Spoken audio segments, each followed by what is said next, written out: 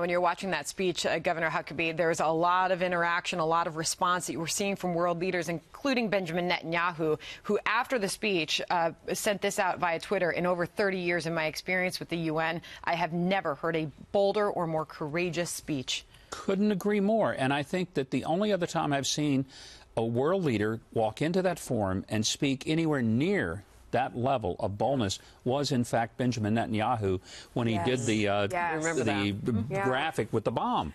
And we needed that kind of speech. This was not a rally speech that Donald Trump gave out in Springfield, Missouri.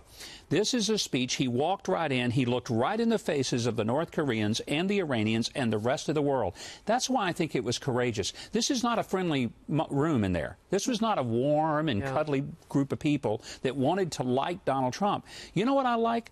He doesn't care if they like him. He wants them to respect the United States of America.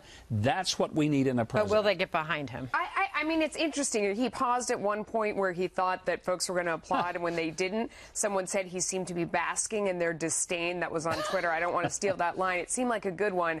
I thought it was interesting that this is an organization who has again and again censured Israel and Benjamin Netanyahu. Today it looked like there was no daylight between the two. You saw cutaways of Benjamin Netanyahu smiling and nodding during the speech. And I wonder out there of people who think that the president is anti-Semitic, how they reconcile that view of him with what went on today. And I'm really asking that as a serious question, because you see that all over, and that's, you know, one of those things, especially that we heard after Charlottesville and the like, and I wonder how they reconcile what happens today. You know, we've been hearing that Vladimir Putin of Russia is wanting to open talks with North Korea and certain other people.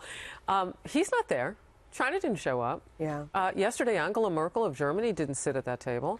It's amazing to me who's missing and who stood up. And now, really, the world is focused on this president. So I'm fascinated as we look forward the role that he plays now and how the rest of the world will react to this. I want to see what they will say. Does this move the needle at all? Does this change the game at all, the speech that he gave yesterday?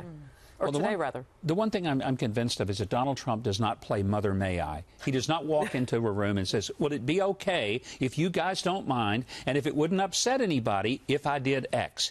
He goes in and he says, this is what we're going to do, like it or lump it. Now, I'm sorry, but there's just enough of some grit down inside of me that I want our president to show that level of strength. God bless him for doing it.